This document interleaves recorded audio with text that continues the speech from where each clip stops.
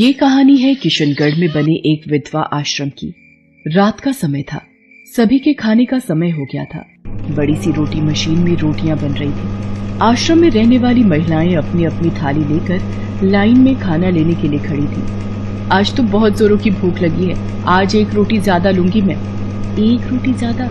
अरे जितना मिलता है वही ले, ज्यादा की मांग मत करना, नहीं तो जो मिल रहा है वो भी बंद हो जाएगा। विधवा आश्रम में मैनेजर के रूप में काम करने वाली आशा अपनी 3 सहयोगियों रजिया, पूनम और सुनीता के साथ विधवा आश्रम में रहने वाली महिलाओं को खाना बांट रही थी। अरे जल्दी जल्दी तुम लोग आगे बढ़ो, पूरी रात तुम लोगों को ही खाना नहीं खिलाती रहूंगी मैं। लाइन में लगी महिलाएं जल्दी जल्दी रोटी लेने लगती हैं। तभी एक जोरदार आवाज के साथ रोटी की मशीन बंद हो जाती है। लो, गई भैंस पानी में। लगता है रोटी मशीन फिर से खराब हो गई। लाइन में अभी और भी औरतें लगी हुई थीं जिन्हें खाना नहीं मिला था। वो आपस में खुसुर फुसुर करने लगते हैं। आजकल तो ये रोज का नाटक हो गया है, आधे लोग ही खाए होते हैं कि मशीन खराब हो जाती है। आज भी लगता है भूखे ही सोना पड़ेगा। वो औरतें ये बातें कर ही रही होती हैं कि आशा बोलती है, कितनी बार कहा है कि जल्दी जल्दी खाना ले लिया करो, अब देखो ये रोटी मशीन फिर से खराब हो गई। उसने अभी अपनी बात खत्म भी नहीं की थी कि एक जोरदार आवाज के साथ रोटी मशीन शुरू हो गई। आशा और उसकी तीनों सहेलियों को बहुत आश्चर्य हुआ कि आखिर ये मशीन शुरू कैसे हो गई। तभी वहाँ पर एक छोटी बच्ची के रोने की आवाज आने लगी। लाइन में लगी सभी औरतें आश्चर्य से आवाज की दिशा में देखने लगती हैं कि आखिर ये आवाज कहाँ से आ रही है। ये आवाज कहाँ से आ रही है? किसी छोटी बच्ची की आवाज है ये तो, लेकिन यहाँ तो कोई बच्ची दिख नहीं रही है। कोई कुछ समझ पाता अचानक से रोटी की मशीन से एक गुड़िया हंसती हुई निकलती है। उसकी आंखों से खून निकल रहा था। वो कभी आशा को घूर कर देखती तो कभी उसकी तीनों सहयोगियों को। उस गुड़िया को देखकर सीमा समेत उसकी तीनों सहेलियां डर के मारे कांपने लगती हैं। वो दबी जबान में कहती है, ये गुड़िया कहाँ से आ गई? इसे तो हमने, मुझे तो अपनी आंखों पर विश्वास नहीं हो रहा है। वो गुड़िया उन सभी को गुस्से से देखती है। उसकी आंखों में इतना गुस्सा था कि उसकी आंखें आग की तरह लाल हो गई थीं। गुड़िया ने अपने दांतों को पीसते हुए कहा, खाना दे, पेट भर खाना दे, सबको खाना दे, अगर नहीं दिया तो मार दूंगी, इस मशीन के अंदर डालकर मार दूंगी। ये कहकर वो गुड़िया अचानक से गायब हो गई। वो गुड़िया कहाँ गई? कहाँ गई वो गुड़िया? मुझे तो बहुत डर लग रहा है रजिया। पूनम, उसने कहा कि सभी को पेट भर रोटी खाने के लिए दूं, नहीं तो वो मार देगी। वो पहली रात थी जब विधवा आश्रम की सारी औरतों ने पेट भर खाना खाया। उसी रात की बात है। सीमा अपनी तीनों सहयोगियों के साथ बैठी बातें कर रही थी। आज हमें पूरे आटे की रोटी इन लोगों को देनी पड़ी। अगर ऐसा चला तो फिर हमें तो बहुत दिक्कत हो जाएगी। सीमा मैम, अगर हम भरपेट रोटी सभी को नहीं देते तो वो गुड़िया हमें मार देती। वो गुड़िया कहाँ से आ गई? हमने तो उसे। वो बातें कर ही रहे थे कि तभी उन्हें रोटी मशीन के चलने की आवाज आने लगी।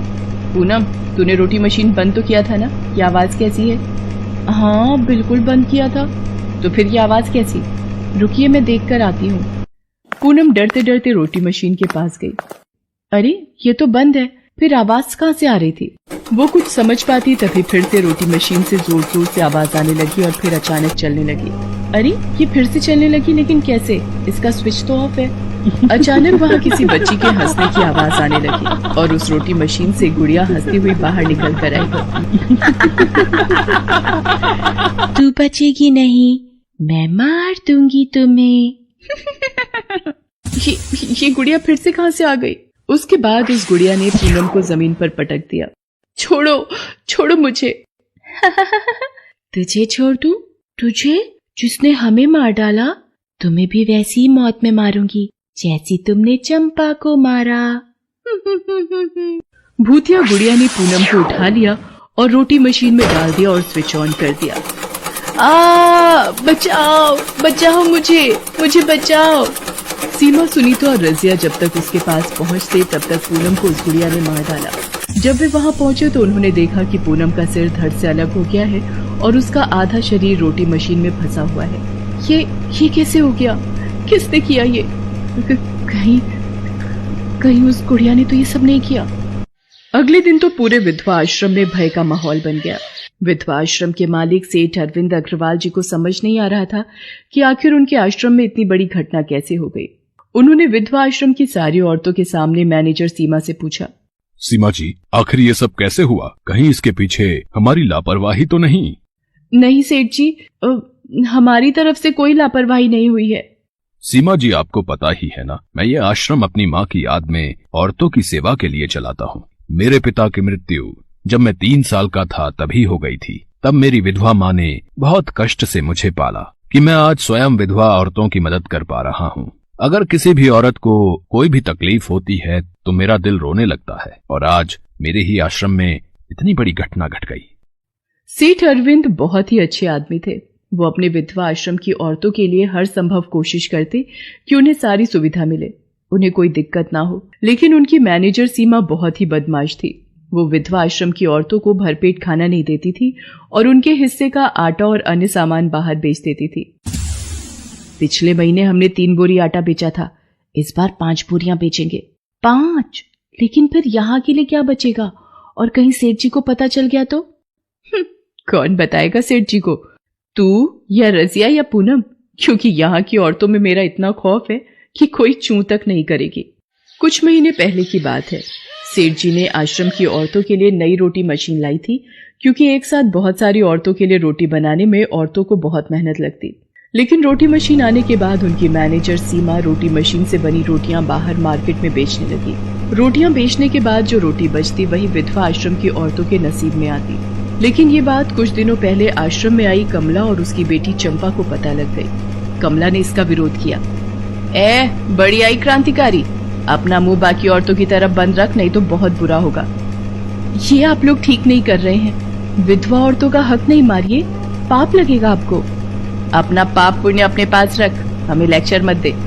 लेकिन कमला उनकी बातों से नहीं डरी और उसने सेठ जी तक ये बात पहुंचाने का फैसला लिया। एक रात जब वो सेठ जी को ये बात बताने के लिए जा रही थी, तभी सीमा और उसकी तीनों सहयोगियों की नजर उस पर पड़ गई। उन्होंने उसे पकड़ लिया।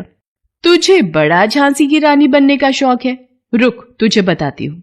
उसके बाद सीमा और उन तीनों ने मिलकर उसकी इतनी पिटाई की कि वो बेचारी अपनी याददाश्त के साथ साथ बोलने की शक्ति भी खो बैठी। लेकिन जब वो तीनों कमला की पिटाई कर रहे थे तो कमला की बेटी चंपा, उसने ये देख लिया। आप लोग मेरी माँ को क्यों मार रहे हैं? अरे ये कहाँ से आ गई? अब आ गई है तो तू भी भुगत। उन लोगों ने उस बेचारी नन्ही बच्ची को रोटी मशीन में डाल दिया और मशीन ऑन कर दिया। वो बेचारी तड़प कर मर गई। चंपा के मरने के बाद उसकी आत्मा उस गुड़िया में आ गई थी और अब वो एक एक कर अपना बदला ले रही थी। अगले कुछ दिनों में उसने सुनीता और रजिया को भी मार डाला। सेठ अरविंद अब बहुत परेशान हो गए थे। पुलिस को भी कुछ पता नहीं लग रहा था। एक रात की बात है, मैनेजर सीमा उस समय सो रही थी। तभी वो भूतिया गुड़िया हंसती हुई फिर से वहां आ गई। उठ जा, तू दूसरों का हक मारकर सो रही है। मेरी माँ की हालत तुम लोगों के कारण इतनी खराब हो गई कि वो किसी को पहचानती नहीं, और मुझे भी तुम लोगों ने मार दिया, लेकिन पाप का घड़ा भरता ही है। ये कहकर भूतिया गुड़िया सीमा के बाल पकड़कर खींचती हुई उसे रोटी मशीन के पास लेकर आई। अरे छोड़ दो, मुझसे गलती हो गई, छोड़ दो, अरे कोई तो बचा लो मुझे। उस रात संयोग से सेठ जी वहीं रुके थे। उन्होंने जब चीख पुकार की आवाज सुनी तो वो बाहर आए और बाहर जो देखा उसे देखकर आश्चर्यचकित रह गए। सेठ जी मुझे बचा लीजिए, प्लीज मुझे बचा लीजिए। तुम इसे क्यों मार रही हो? इसे छोड़ दो। सेठ जी, आप खुद इससे पूछिए कि इसने क्या किया है और किस बात की सजा इसे मिल रही है। उसके बाद सीमा ने सारी बातें सच सच बता दी। सेठ जी ये सुनकर बहुत दुखी हुए। वो सीमा को कुछ कहते उससे पहले भूतिया गुड़िया ने उसे रोटी मशीन में डालकर मार दिया और फिर वहां से गायब हो गई। सेठ जी को अब सारी असलियत का पता लग गया था। उन्हें बहुत दुख हुआ कि उनके पीठ पीछे यहाँ क्या हो रहा था। उस दिन के बाद वो खुद भी वहीं रहने लगे और हर बात पर नजर रखते। चंपा की माँ का भी उन्होंने इलाज करवाया। अब वो बिल्कुल ठीक है, लेकिन अपनी बेटी की उसे बहुत याद आती है।